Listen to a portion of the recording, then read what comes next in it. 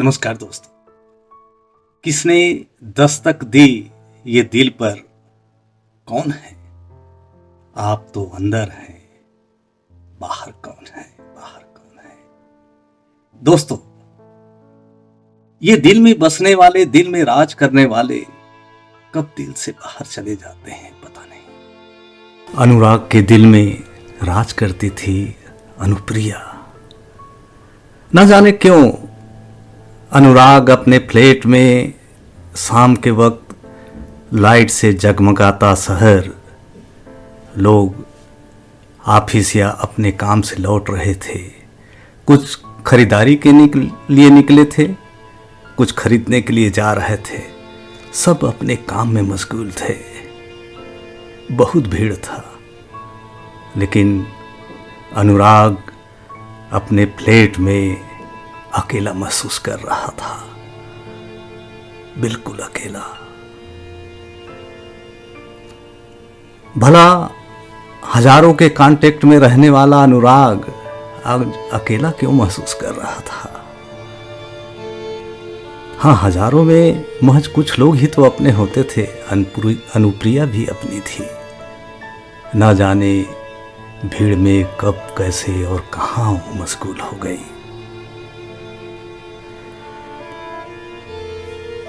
यही अनुप्रिया तो थी उसके दिल में राज करने वाली। सुंदर बातचीत करने में, व्यवहार में अपनापन, एक बार जो उससे मिलता तो समझो अपनापन का एहसास हो जाता था। यही अनुप्रिया से हाल के कुछ महीनों, हाँ, कुछ महीनों से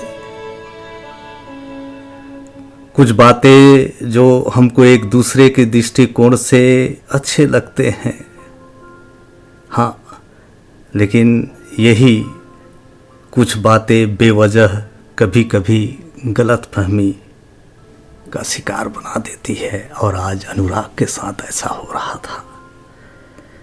कितना अजीब है ना दोस्तों, जो कभी दिल के जितना करीब होता है वो कब किस बात से हमसे दूर हो जाते हैं पता नहीं चलता और दूर चले जाते हैं। ऐसा क्यों होता है? लोग इंतजार नहीं करते, हाँ, बस एक दूसरे के कॉल का इंतजार करते हैं। हाँ, वही मोबाइल के कॉल। लेकिन कभी कभी ये इंतजार से दूरियां कितनी बदल जाती है। जाने वाले कभी नहीं आते, बस उनकी याद आती है और रुलाती है। और जब हम एक दूसरे से दूर चले जाते हैं तो यही हमें जीवन भर रुलाते रहती है। इसी बेचैनी भरे लम्हों में अनुराग अपने मोबाइल को स्क्रॉल कर रहा था। अरे ये क्या, ये मिस कॉल? हाँ, ये वास्तव में मिस कॉल नहीं था। ये वो कॉल होता है जिसे हम मिस कर चुके होते हैं। तब हमारे पास कोई रास्ता नहीं रहता। और अनुराग इसी मिस कॉल को लगाते हुए कई बार फोन लगाया, लेकिन उधर से जवाब नहीं आया। बस जवाब आता था, ये नंबर अस्तित्व में नहीं है। क्या करे, कहाँ जाए अनुराग? कुछ सूझ नहीं रहा था। बहुत प्रयास करने के बावजूद रात बढ़ते जा रही थी, लेकिन उसे सहन नहीं हो पा रहा था। कहाँ गलती हुई, कैसे गलती हुई? आज कुछ लम्हा पश्चाताप भी तो हो रहा था, लेकिन क्या इसका कोई हल था? शायद नहीं। और अपना बाइक उठाकर अनुराग अनुप्रिया के गेस्ट हाउस गया। तब पता चला अनुप्रिया यहाँ से चली गई है। कितनी अजीब है ना जिंदगी का ये खेल। हम जिसे चाहते हैं वो यदि दूर चला जाए तो क्या बीतता है। वार्डन ने उन्हें एक चिट्ठी सौंपी, जिस चिट्ठी पर लिखा था, बहुत इंतजार, लॉन्ग वेटिंग, अब सायोनारा, सायोनारा। हाँ, ये जापानी शब्द है सायोनारा। जब अंतिम विदाई दी जाती है तो इस अल्फाज का उपयोग किया जाता है। हाँ, लेकिन अनुराग इस शब्द से वाकिफ नहीं था। दोस्तों से पूछे जाने पर, डिक्शनरी खोजे जाने पर ज्ञात हुआ इसका मतलब होता है अलविदा। और सही मायने में आपको मैं कहूँ तो ये क्या सदैव के लिए अलविदा है, या फिर उस शब्दों का अर्थ है जो कभी मिलने की आशा लेके शामिल है। कितनी अजीब होती है ना हमारी कहानी। जब हम पास होते हैं तो कद्र नहीं करते, जब दूर चले जाते हैं तो बाट जोते हैं, लेकिन वो कुछ लोग जो दिल में राज करते हैं कभी वापस नहीं आते। अनुराग की अनुप्रिया की याद कब तक सताएगी, कब तक रुलाएगी, वो अनुराग को पता नहीं था। लेकिन संवादहीनता संवेदनहीनता को बढ़ाता है, और यही संवेदनहीनता दूरी को बढ़ाता है, और दूरी हम दूसरे को हमराही नहीं बनाते, अपितु एक दूसरे से विपरीत दिशा में हम चले जाते हैं।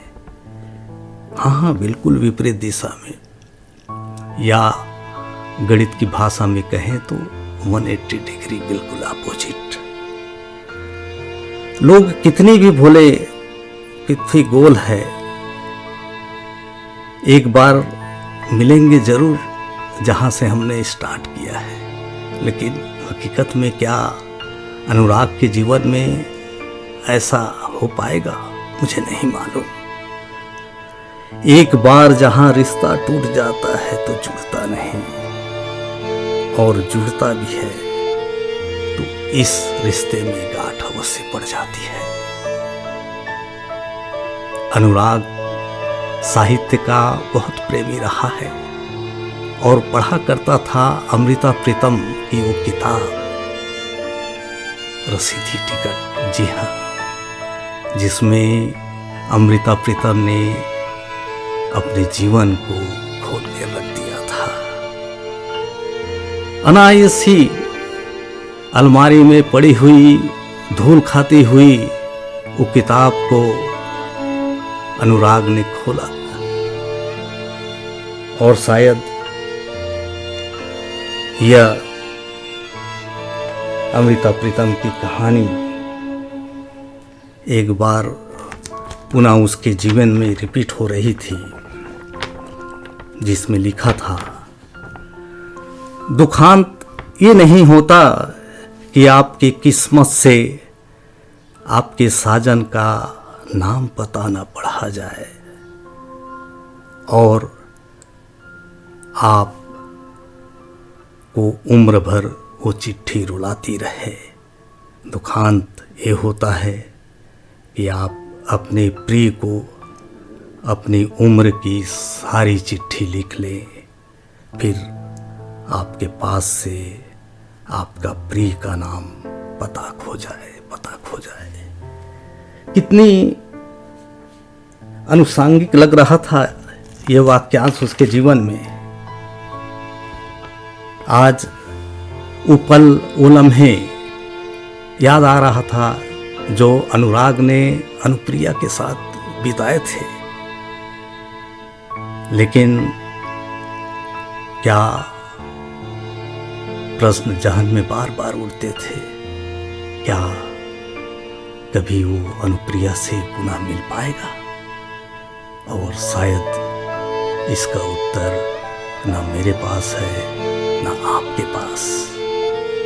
संभवतः हर कहानी में एक मोड़ तो आता है जो सदैव छोड़ जाता है एक क्वेश्चन, एक प्रश्न चिन्ह। कहाँ पर हम गलत थे, कैसे गलत हुए, क्यों गलत हुए और ये गलतफहमी क्यों पैदा हुई। दोस्तों, जिंदगी में आप, मैं और हम सब किसी न किसी दौर पर संवादहीनता के दौर से गुजरते हैं और ये मिस कॉल ना जाने हमें कब तक रुलाएगी, जीवन भर, या फिर समय के हिसाब से ये अपना शक्ल ले लेगा, मुझे नहीं मालूम। हाँ, लेकिन संवादहीनता संवेदनहीनता को बढ़ाता है और यही संवेदनहीनता दूरिया को और दूरिया हमारे बीच की दूरिया को न पाटने वाले बनाकर आज स्थिति इस मुकाम पर पहुंच जाती है जैसा अनुराग और अनुप्रिया के साथ हुआ। दोस्तों, जिंदगी में कुछ काल, महज कुछ ही काल मिस काल नहीं होते, ये काल होता है जो हम मिस कर चुके होते हैं। तो दोस्तों, निश्चित तौर पर जो दिल में राज करने वाले हैं उनके काल को कभी मिस मत कीजिए, क्योंकि वो मिस काल नहीं है, मिस काल नहीं है। ये अधूरी प्रेम कहानी की यात्रा यहीं तक दोस्तों। ये यदि आपको पसंद आए तो इसे शेयर और सब्सक्राइब अवश्य कीजिएगा। नमस्कार।